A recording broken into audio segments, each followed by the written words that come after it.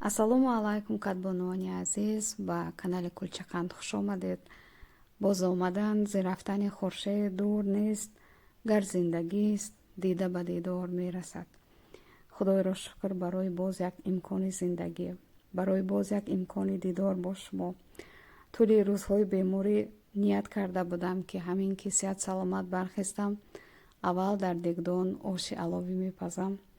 шукри худованд имрӯз ба ин ниятам расидам ва қаблан ман тарзи пухтани оши палавро видеоашро гузоштам. унҷо дар бораи оши палав ҳамаро гуфтам ва оши аловӣ аз оше ки дар газ ё дар қувваи барқ мепазем қариб ки ҳеҷ фарқ намекунад ва инҷо видеои пухтанаш дар алов ҳаст. умедворам писандатон меояд. ташаккури зиёд.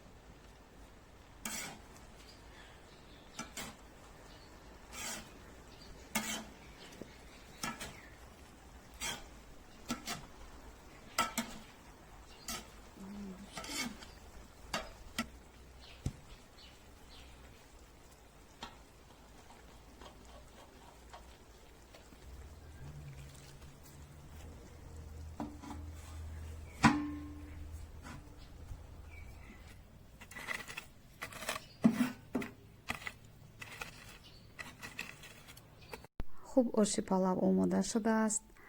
ҳарчанд ки ошам мувофиқи дилам наомад, вале ман шукргузорам ва шодам ки ман ба ин рӯз расидам.